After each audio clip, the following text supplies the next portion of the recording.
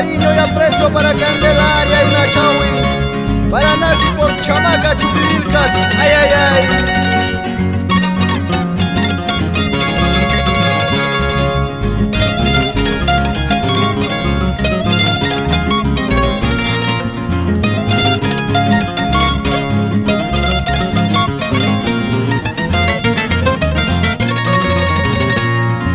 Mujer vanidosa, chunguivilcanita, mujer orgullosa, linda chamaqueña, no te hagas de rogar con los caneños, no te hagas de rogar con los tehueños.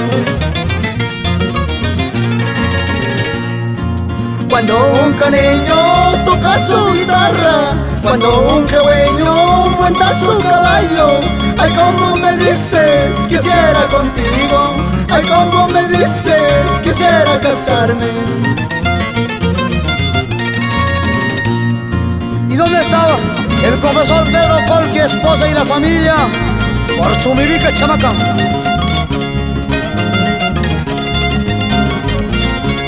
Mujer bandidosa, chumivicanita.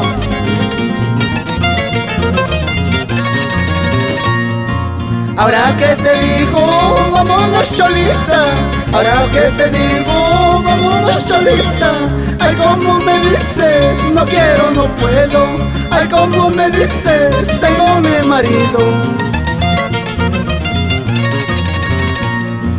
Cuidado, cuidado con llorar más tarde, cuidado, cuidado con sufrir más tarde, cuando tú me veas con tu paisanita, cuando tú me veas con tu hermanita.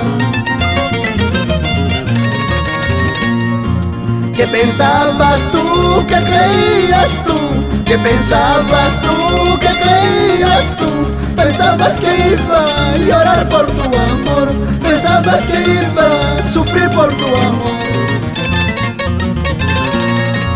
¿Cómo voy a llorar? ¿Cómo voy a sufrir? ¿Cómo voy a llorar? ¿Cómo voy a sufrir? Habiendo mujeres en mi pueblo canas, mujeres muy guapas en mi pueblo quehue. ¿Cómo voy a llorar? ¿Cómo voy a sufrir? Habiendo mujeres muy guapas en mis canas. ¿Qué dices, Chumivilcanita?